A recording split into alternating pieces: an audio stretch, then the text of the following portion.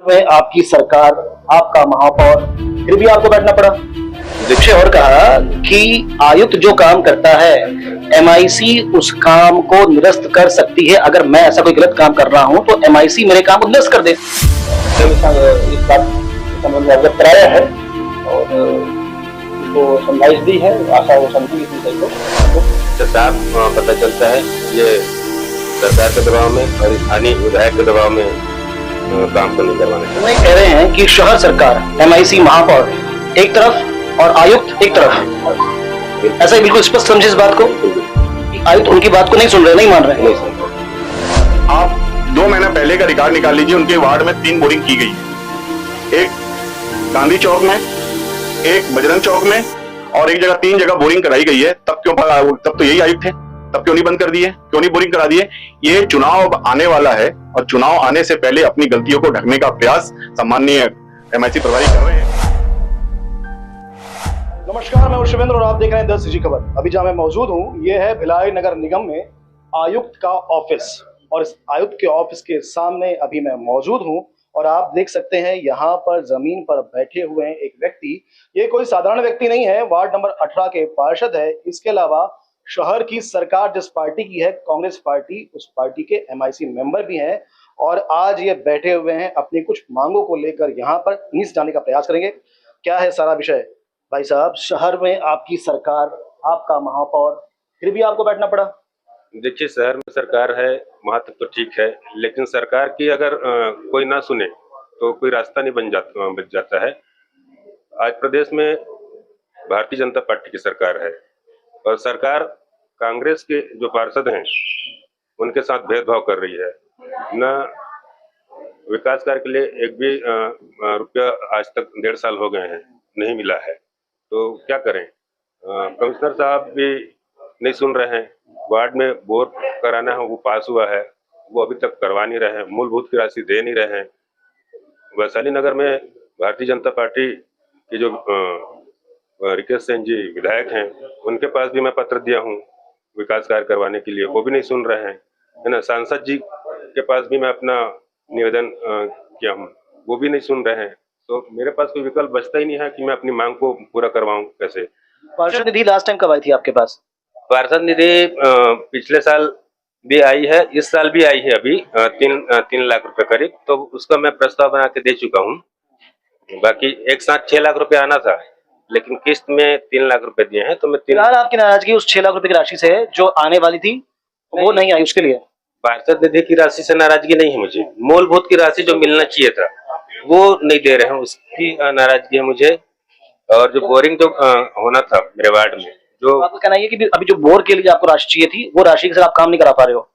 Bore तो already हो चुका है, वर्क ऑर्डर भी हो गया। 4 बोर कर दिए हैं दूसरे वार्ड में, जिनके वार्ड में करना था वहाँ हो गया, लेकिन मेरे वार्ड का बोर नहीं कर रहे हैं। हाँ, लेकिन उसमें ये भी पता चला है कि विधायक रिकेश सिंह जी के बोलने पे उस काम को रुकवाया गया है। तो गलत बात है, मैं उसका विरोध करूंगा।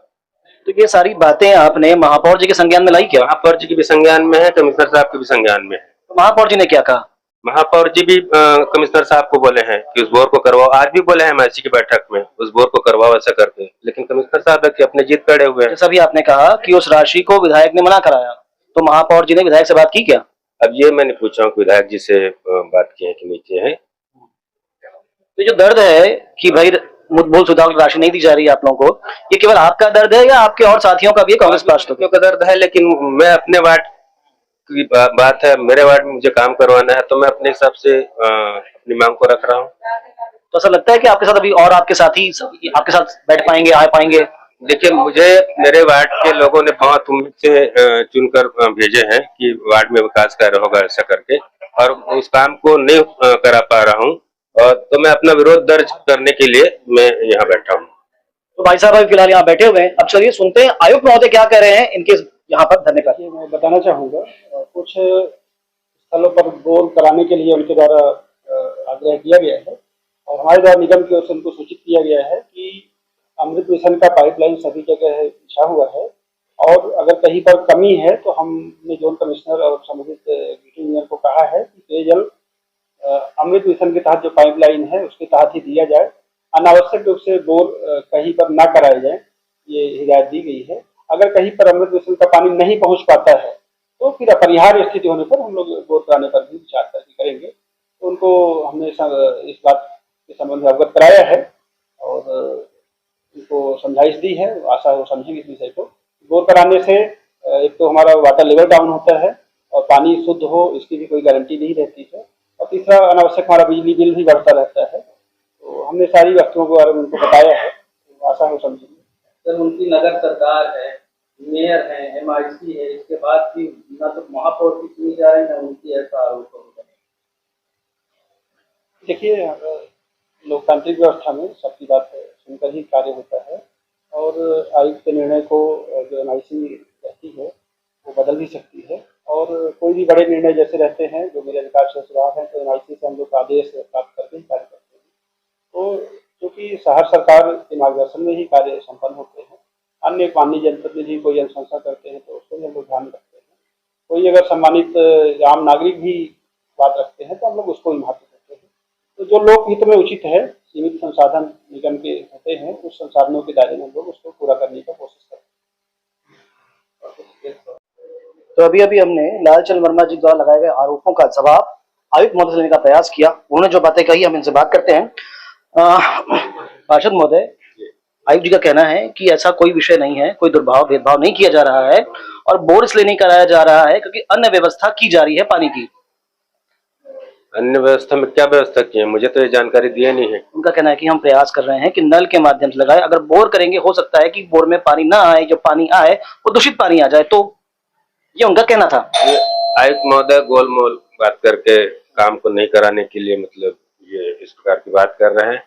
इससे साफ पता चलता है ये सरकार के दबाव में और स्थानीय विधायक के दबाव में काम को नहीं करवाना चाहिए। उन्होंने एक विषय और कहा कि आयुक्त जो काम करता है MIC उस काम को निरस्त कर सकती है। अगर मैं ऐसा कोई गलत काम कर रहा हूं तो MIC मेरे काम को निरस्त कर दे।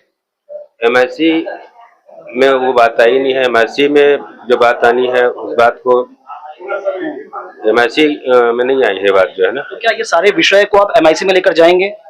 MIC में तो मैं बात तो रख चुका हूँ ना कई बार। तो MIC भी कुछ आपकी बात पे ध्यान नहीं दे रही है? नहीं, MIC की बात को ये नहीं ध्यान दे रहे हैं ना। MIC में जो बात अपन रख रहे हैं भाई, हम लोग MIC में है तो अपने क्षेत्र की बात को भी रखते हैं, विकास कार्य की बात को भी रखते हैं, और अपना खुद का और वार्ड की विकास की बात है उसको भी रखते हैं। ऐसा आप कह रहे हैं कि शहर सरकार, MIC, महापौर एक तरफ और आयुक्त एक तरफ, ऐसा ही बिल्कुल स्पष्ट समझे इस बात को कि आयुक्त उनकी बात को नहीं सुन रहे, नहीं मान रहे, नहीं सुन रहे। तो ये बड़ा आरोप लगा रहे हैं पार्षद महोदय, जो कि खुद MIC मेंबर है। इनका कहना ये है कि आयुक्त MIC की बात को नहीं सुन रहे हैं, शहर सरकार के प्रथम व्यक्ति महापौर की बात भी वो नहीं सुन रहे हैं, और जो सारा काम हो रहा है वो सत्ता पक्ष के कहने पे हो रहा है। ठीक, ऐसी बात? बिल्कुल सही। नेता प्रतिपक्ष भोजराज जी हमारे साथ में हैं। भाई साहब, किस प्रकार देखते हैं, एक MIC मेंबर खुद बैठा है धरने पर और आरोप लगा रहा है सत्ताधारी दल पर यानी भारतीय जनता पार्टी पर कि आप लोग उनको काम करने नहीं दे रहे हैं, आयुक्त आप लोगों के दबाव में काम कर रहे हैं। देखिए, इन लोगों के पिछले कार्यकाल का जो तानाशाही रवैया था वो शहर में अब बंद हो गया है। अब नगर निगम अधिनियम 1956 के स्तर पे काम चालू हुआ है और नगर निगम के शहर के मेयर के कैबिनेट की सरकार में वो मंत्री है, मेयर इन काउंसलिंग में है। मैं पूछना चाहता हूं कि महाआयुक्त जी के चेंबर में न बैठते हुए उनको तो महापौर जी के चेंबर के सामने बैठना चाहिए था, जो कि उनके क्षेत्र की कर्मा चौक से लेके परदेसी चौक तक की रोड के लिए 2022-23 की सामान्य सभा की आम बजट बैठक में, 23-24 की आम सभा की आम बजट की बैठक में और 24-25 की आम बजट में, 3 बजट में उन्होंने उस रोड की घोषणा की है कि उस रोड को बनाएंगे। महापौर जी आज तक उनका रोड नहीं बना पाए। पूर्व में महापौर जी अनेकों भी घोषणाएं की है। इस शहर की जिम्मेदारी यहाँ का मुखिया मेयर बनता है, मेयर है, और मेयर की जिम्मेदारी बनती है यहाँ पे विकास कार्य करने के लिए। महापौर परिषद के सदस्य जिस प्रकार से पोपोडंडा, झूठा पोपोडंडा मचा करके वाहवाही शहर के अंदर में लूटने का प्रयास कर रहे हैं, जो एक राजनीतिक है, और नगर निगम में सभी क्षेत्र में, चाहे वो किसी भी दल का पार्षद हो, सभी क्षेत्र में काम हो रहा है। उनका ये आरोप है कि मैंने काम के लिए आयुक्त से भी कहा था, मैंने विधायक को भी चिट्ठी लिखी थी, मैंने सांसद को भी चिट्ठी की थी, आसपास सब जगह बोर हो गया, पर मेरे वार्ड में जहां आवश्यकता है वहां बोर होने नहीं दे रहे हैं, और ये सत्ताधारी दल ऐसा करवा रहा है। अभी आप 2 महीना पहले का रिकॉर्ड निकाल लीजिए, उनके वार्ड में 3 बोरिंग की गई है। एक गांधी चौक में, एक बजरंग चौक में और एक जगह 3 जगह बोरिंग कराई गई है। तब तो यही आयुक्त थे, तब क्यों नहीं बंद कर दिए, क्यों नहीं बोरिंग करा दिए? ये चुनाव आने वाला है और चुनाव आने से पहले अपनी गलतियों को ढकने का प्रयास सम्माननीय एमआईसी प्रभारी कर रहे हैं।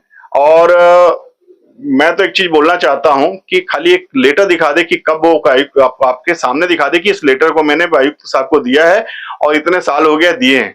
ये सिर्फ झूठी कहानी रचने का कार्य कर रहे हैं, अपनी नाकामी बचाने का काम कर रहे हैं। और हाँ, उनको धरने में बैठना चाहिए था, लेकिन महापौर जी के परिषद के सभागार के बाहर बैठना चाहिए था और महापौर चेंबर के बाहर बैठना चाहिए था और महापौर जी से पूछना चाहिए था, महापौर जी मैं कांग्रेस का पार्षद हूं, आप कांग्रेस के महापौर है, 4 करोड़ रुपए की निधि, इस 3 साल में 12 करोड़ रुपए की निधि आपने कहां खर्चा की है?